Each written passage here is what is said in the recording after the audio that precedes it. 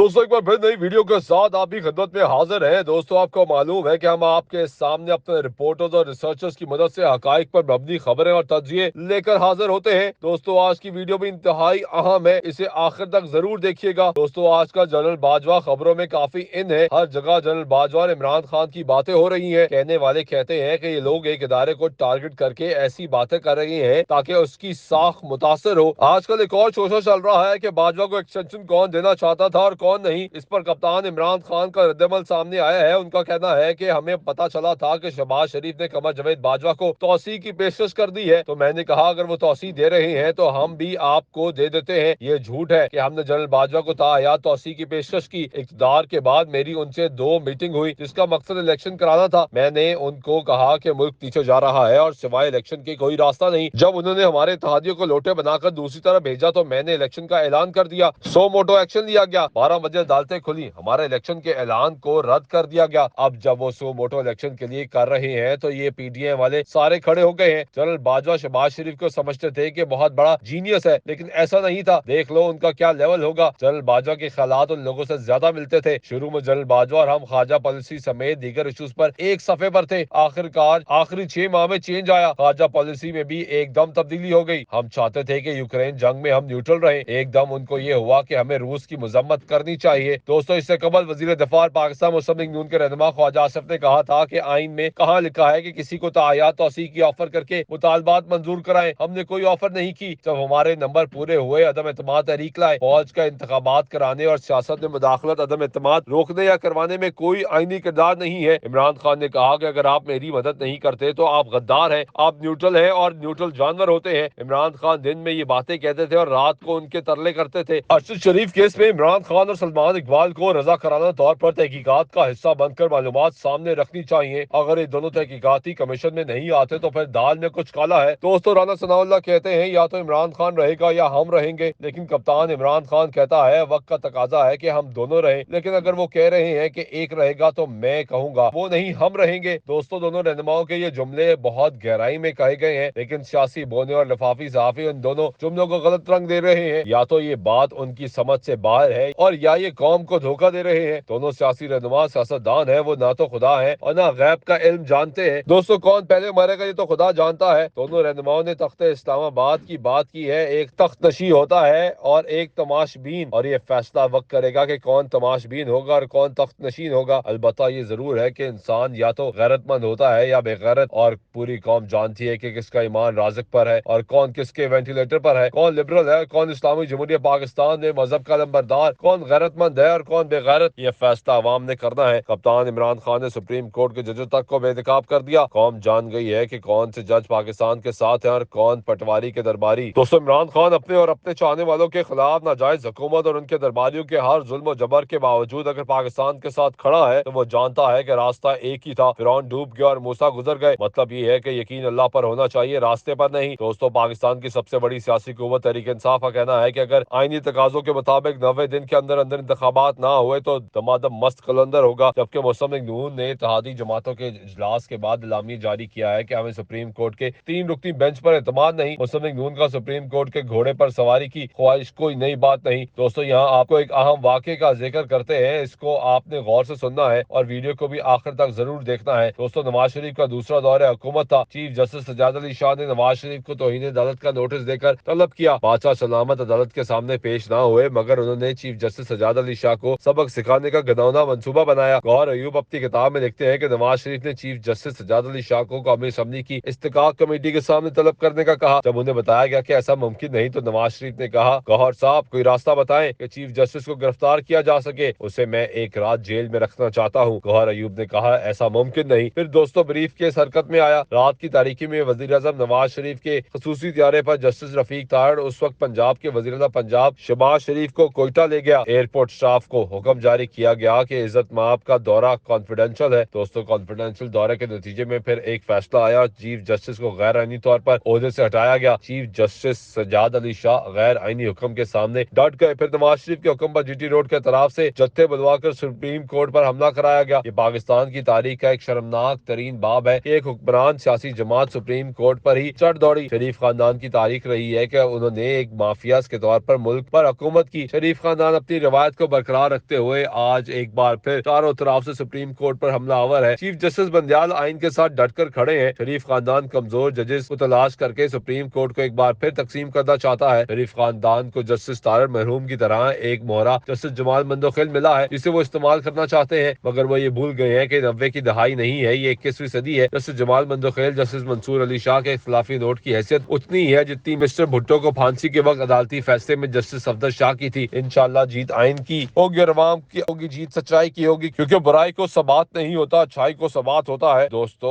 عمران خان نے بھی کہہ دیا ہے کہ اگر الیکشن نہیں ہونے تو پھر کون سا نیشنل ڈائیلاگ، پھر مذاکرات کی ضرورت ہی نہیں۔ اصل معاملہ الیکشن ہے، اگر الیکشن نہیں ہونے تو پھر کون سا گرینڈ نیشنل ڈائیلاگ، میں نہیں میری ٹیم مذاکرات میں بیٹھے گی۔ اصل مسئلہ 90 دن میں الیکشن کا ہے، اگر الیکشن ابھی نہیں ہوتے تو پھر اکتوبر میں بھی کیوں ہو، پھر آپ کہیں گے کہ اگلے سال بھی کیوں ہو، پھر تو جو طاقتور فیصلہ کرے گا تبھی الیکشن ہوں گے۔ دوستو، اب تو چودھری پرویز الہی نے بھی اپنے گھوڑے دوڑانے شروع کر دیے ہیں۔ ان کا کہنا ہے کہ ایم کیو ایم پاکستان سمیت پرانے اتحادیوں سے رابطے بحال ہو چکے ہیں۔ ایم کیو ایم کو پی ڈی ایم سے اتحاد کا سیاسی طور پر بہت نقصان ہوا۔ ایم کیو ایم میں یہ سوچ موجود ہے کہ پی ڈی ایم کے ساتھ مزید چلنے کا کوئی فائدہ نہیں۔ انہوں نے مزید کہا کہ بلوچستان حکومت اور جی ڈی اے میں بھی حکومت کی آئین اور ملک دشمن پالیسی پر سخت تحفظات پائے جاتے ہیں۔ عمران خان جلد تمام جماعتوں کا اجلاس بلا کر اگلا لائحہ عمل بتائیں گے۔ پی ڈی ایم کا غیر آئینی مطالبات پر مبنی اعلامیہ سپریم کورٹ کے امور میں کھلی مداخلت ہے۔ حکومتی اعلامیہ میں سپریم کورٹ کے خلاف دھمکی آمیز اور توہین آمیز زبان استعمال کی گئی۔ الیکشن رکوانے کے لیے حکومت کا آخری حربہ بھی ناکام ثابت ہوگا۔ دوستو، شاہ محمود قریشی کا کہنا ہے کہ ججز کو دباؤ میں لانے کے لیے اشارہ دیا گیا کہ 3 ججز کے خلاف ریفرنس دائر کیا جائے گا۔ الیکشن میں تاخیر کے لیے ہر حربہ استعمال کیا جا رہا ہے۔ آئین میں واضح ہے 90 روز میں انتخابات ہونے ہیں۔ ایک طرف کاغذات جمع کرائے، دوسری طرف کہتے ہیں الیکشن نہیں ہونے چاہیے۔ قانون سازی نمائندوں کا کام ہے، مگر دیکھنا ہے ٹائمنگ کیا ہے، دیکھنا ہے قانون سازی ہو سکتی ہے یا آئینی ترمیم لانی ہے۔ صدر نے نئی قانون سازی سے متعلق آئینی ترمیم سے مشاورت شروع کی ہے۔ ہمارا خیال ہے آئینی ترمیم کے بغیر یہ نہیں ہو سکتا۔ آزاد عدلیہ کے بغیر خود مختار جمہوریت ہو ہی نہیں سکتی۔ آئین کے ساتھ کھڑی جماعتوں کو ایک طرف کھڑا ہونا ہوگا۔ عمران خان نے فیصلہ کیا ہے کہ پی ٹی آئی آئین کے ساتھ کھڑی ہوگی۔ آپ 50 روپے کے اسٹامپ پیپر پر جھوٹی رپورٹ پر باہر چلے جاتے ہیں، لاڈلے ہم ہوئے یا آپ۔ جب ہماری حکومت کا خاتمہ ہوا تب ہم نے کسی کو نہیں دھمکایا، اپنی سیاسی جدوجہد میں ہم نے آئین شکنی نہیں کی۔ جج صاحبان اور آرمی چیف کے خلاف مہم چلانے والوں سے ہمارا کوئی تعلق نہیں۔ ہو سکتا ہے نواز شریف بھی کرا رہے ہوں، ہم نے ملک کو آرمی چیف کے حوالے نہیں کیا تھا۔ وزیر اعظم کا کردار ہے، ایک مقام ہے جسے تسلیم کیا جانا چاہیے۔ آئین دونوں چیف منسٹرز کو اختیار دیتا ہے کہ اسمبلی توڑے۔ بھارت میں بھی اسی طرح الیکشن ہوتا ہے، کبھی کسی ریاست میں کبھی کسی میں۔ دوستو، شاہ محمود قریشی کا کہنا تھا کہ بظاہر لگتا ہے ریفرنس دائر کرنے کا فیصلہ ہو گیا ہے۔ جس آئین پر پیپلز پارٹی فخر کرتی تھی آج اس آئین پر ضرب لگ رہی ہے۔ پیپلز پارٹی 2 چیزوں پر فخر کرتی ہے، ایک آئین، دوسرا ایٹمی اثاثے۔ پیپلز پارٹی نے دونوں پر خاموشی اختیار کی ہوئی ہے، یہی فرق ہے بھٹو اور زرداری میں۔ دوستو، ملک کی سیاسی صورتحال اور ملکی حالات دیکھ کر نامور مفتی تقی عثمانی بھی میدان میں آ گئے ہیں۔ ان کا کہنا ہے کہ موجودہ ملکی سیاسی صورتحال میں سیاستدانوں اور دیگر اداروں کو مل بیٹھ کر مسائل کا حل نکالیں۔ اگر کسی گھر کے لوگ آپس میں لڑ رہے ہوں اور گھر میں آگ لگ جائے تو کیا اس وقت یہ بحث کی جائے گی کہ آگ کس نے لگائی، یا واحد راستہ یہ ہوگا کہ سب مل کر آگ بجھائیں؟ موجودہ بحران کا حل صرف یہی ہے کہ تمام جماعتیں اور ادارے منافرت اور دشمنی کے بجائے سر جوڑ کر ملک کو بچائیں۔ مفتی تقی عثمانی نے قرآن پاک کی آیت کا حوالہ دیتے ہوئے کہا کہ اللہ تعالیٰ فرماتا ہے تمام مسلمان آپس میں بھائی ہیں، اس لیے اپنے 2 بھائیوں کے درمیان صلح کراؤ اور اللہ سے ڈرو تاکہ تمہارے ساتھ رحمت کا معاملہ کیا جائے۔ انہوں نے کہا کہ عوام اور بااثر حضرات کا فرض ہے کہ وہ اس قرآنی حکم پر عمل کر کے رہنماؤں کو ساتھ بٹھانے کی بھرپور کوشش کریں۔ شیخ الحدیث نے سوشل میڈیا پر لکھا کہ فوج اور عدلیہ کو یقیناً سیاست میں دخل نہیں دینا چاہیے، لیکن ایسے سنگین حالات میں جماعتوں کو ساتھ بٹھا کر غیر جانبداری سے خالص ملک کے مفاد اور قومی سلامتی کے لیے مسئلے کا حل نکالنا اور ان کا فرض بنتا ہے۔ اللہ تعالیٰ اس کی توفیق عطا فرمائے۔ دوستو، بہت جلد آپ کے ساتھ ایک نئی انفارمیشن لے کر پھر حاضر ہوں گے۔ امید ہے کہ آپ کو ہماری ویڈیو پسند آئی ہوگی۔ اگر آپ نے ابھی تک ہمارے چینل کو لائک اور سبسکرائب نہیں کیا تو آپ سے گزارش ہے کہ سبسکرائب کر لیں اور ساتھ ہی ایک گھنٹی کے بٹن کو بھی لازمی پریس کر دیں تاکہ آپ کو آئندہ آنے والی ویڈیوز کی بھی پر وقت آگاہی موصول ہو سکے۔ شکریہ۔